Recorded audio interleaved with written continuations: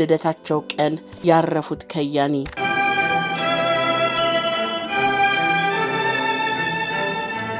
አንዳንዶች ታላላቅ ታሪኮችን ለመስራት ተፈጥረው ታሪክ ሲሰሩ ኖረው ያልፋሉ። ታሪክ ግን ዘንግቷቸው ያልፋል። ከነዚህ ታሪክ ከዘነጋቸው ባለ ታሪኮች መካከል አንደኛው ባለዋሽንቱ ፕሮፌሰር አሸናፊ ከበደ ናቸው። የኚህ ታላቅ ሰው ስራና ታሪክ እምብዛም ሲነገር አይሰማም። ለሀገራቸው ያበረከቱትን አስተዋጽኦ ታሪክ ዘንግቶታል። አሳዛኙ ነገር ይህን ታላቅ ከያኒ በሙዚቃው አዳራሽ ውለው የሚያድሩ አብዛኛዎቹም እንኳን በቅጡ የማያውቋቸውና ያልተረዷቸው መሆኑ ጭምር ነው። ምናልባትም የዚህ አይነቱን የሙዚቃ ጣዕም ለማጣጣም የሚሆን ጆሮን አሊያም ደግሞ ልብ የሚል ልቦናን አተንም ይሆናል። የረቂቅ ሙዚቃው መካኒክ ፕሮፌሰር አሸናፊ ከበደ ለችሎታቸው ልክ ቃላቶች የሚገኙላቸው አልነበሩም። በሄዱበት ሁሉ ሀገራቸውን ይዘው የሚዞሩ ውድ የሀገር ልጅ ነበሩ።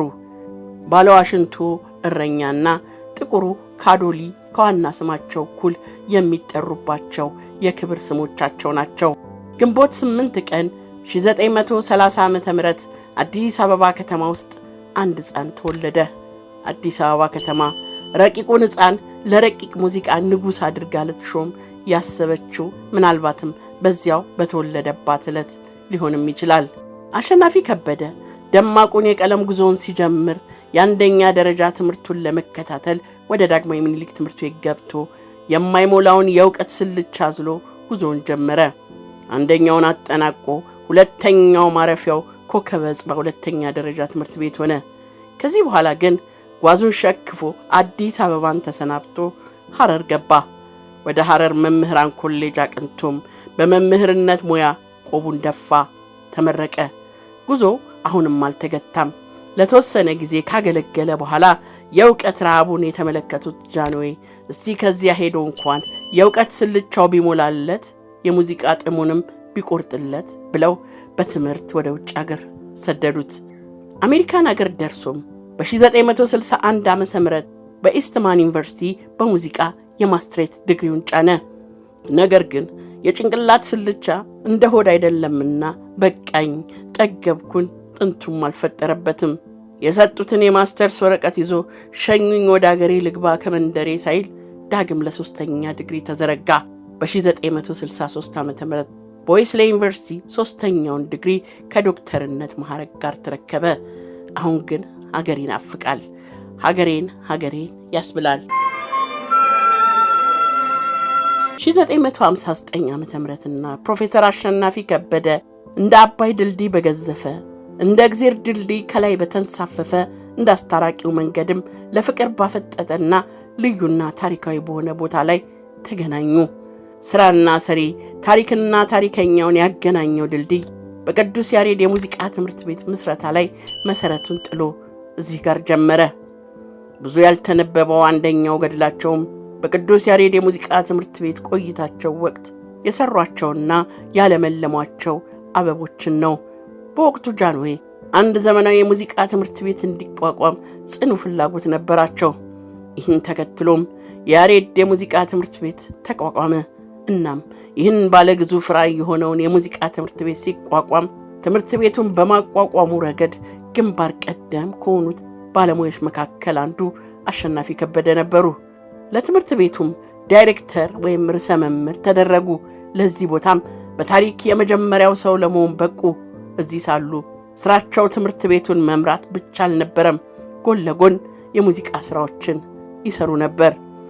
ከዚህ ቅጥር ግቢ ሌላ ወደ ሁለት የተለያዩ አቅጣጫዎች እጃቸውን ዘረጉ። የመጀመሪያው እዚሁ አዲስ አበባ ከተማ ውስጥ ሲሆን በዋናነት ሁለት ተቋማት ይገኙበታል።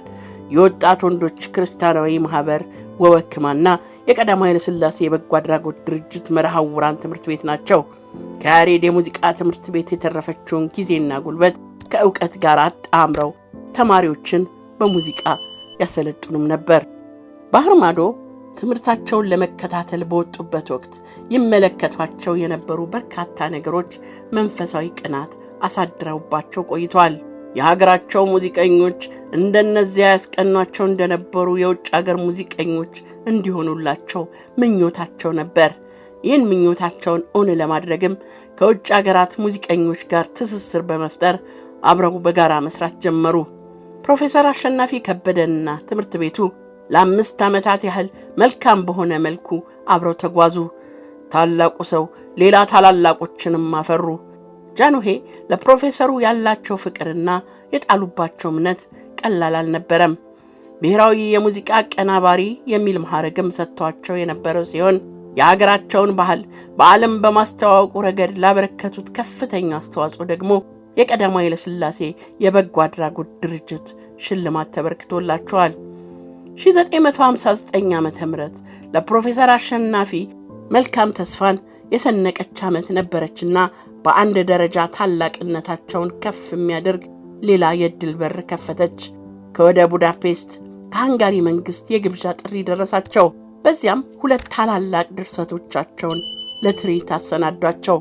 ባለዋሽንቱ እረኛና የኢትዮጵያ ሲምፎኒያ የተሰኙ ነበሩ ስራዎቹ። በሁለቱም ላይ የኦርኬስትራው መሪ ከመሆናቸውም በላይ ራሳቸው አቀናባሪ በመሆን በሸክላ አሳትመው አወጧቸው። በሁሉም ቦታ በየትኛውም መንገድ ውስጥ ከድንቅ ችሎታቸው ጋር ለሙዚቃ የተፈጠሩ መሆኑን አስመሰከሩ። አብረዋቸው በጋራ የሰሩት የውጭ ሀገር የሙዚቃ ባለሙያዎችም ባለዋሽንቱን እንዲህ ሲሉ ስም አወጡላቸው። ጥቁሩ ኮዳሊ አሏቸው። በድንቅ የሙዚቃ ጥበብ ብቃታቸው ተማርከው ዝቅ ብለው አክብሮታቸውንም ገልጸውላቸው ነበር። በቡዳፔስት ካሳተሟቸው የሸክላ ስራዎች የተገኘውን ገቢ ሙሉ በሙሉ ለመርሃ ውራን የበጎ አድራጎት ድርጅት ነበር የሰጡት። ሙዚቃ የታላላቆች የህይወት ዘመን መተንፈሻ ሳንባ ነው። ለእኚህ ታላቅ ሰው ግን ይህ ብቻውን በቂ አልነበረም። ዳርቻው ላይ ተቀምጠው ለመጻፍ ብዕራቸውን አነሱ። በ1956 ዓ.ም ንስሐ የተሰኘውን ሁሉን አሳሽ መጽሐፍ ጽፈው ለመጽሐፍት ዓለም እንካችሁ አሉ።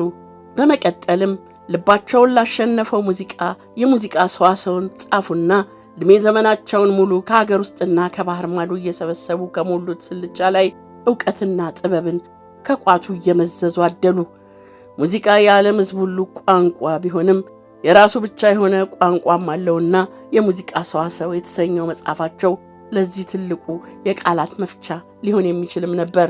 ባለዋሽንቱ ከሀገር ውስጥ ሙዚቀኝነት ከፍ ብለው በዓለም አቀፍ ደረጃ ዝናና ተወዳጅነትን አትርፈው የነበረ ቢሆንም ነብይ በአገሩ ሆነና ዛሬም ድረስ የምናዳምጣቸውን እጅግ ማራኪ የሆኑ ረቂቅ ሙዚቃዎች በቅጡ ሳናውቃቸው ኖረናል።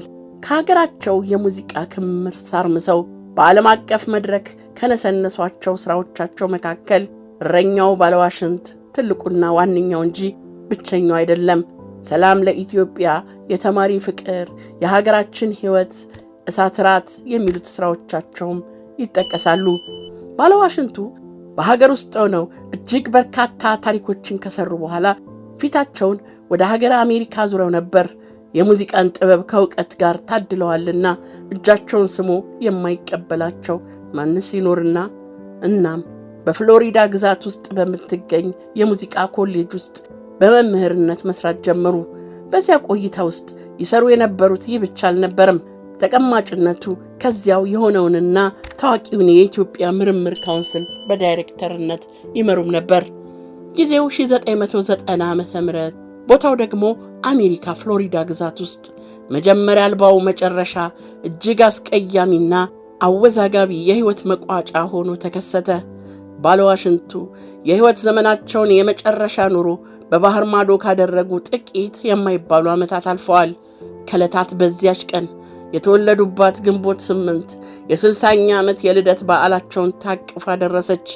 የዚያኔ የባለዋሽንቱ ሰማይ ላይ 2 የተለያዩ መልኮች ታዩ። ፀሐይና ዝናብ አብረው ወደ ሕይወታቸው ወረዱ። ቀደም ሲል ፀሐይ ማልዳ የደመናውን ጭጋግ ገፋ ከብሩህ ተስፋ ጋር ፈንጥቃ ነበር። ብዙም ሳይቆይ ዝናቡም የፀሐይዋን መውጣት ከቁብ ሳይቆጥረው ዱፉን ከበረዶ ቀላቅሎ አዘነበው። በዕለቱ መጀመሪያ ሁሉም ነገር ሰላም ነበር። ከፈነጠቀችው ብሩህ ሰማይ ላይ ቁልቁል ከሚምዘገዘገው ጨረር ውስጥ አጨንቅሮ የሚመለከተው ነገርም በተስፋ የተሰነቀው የ60ኛ ዓመት የልደት በዓላቸውን በሰማዩ ላይ ከተለኮሰች ሻማ ጋር ነበር። የሚያዩ የመልካም ምኞት መግለጫ ቃላትን ነበር፣ ግን ነበር እንጂ አይደለም። የበራችው ሻማ መልሳ ድርግም እልም አለች።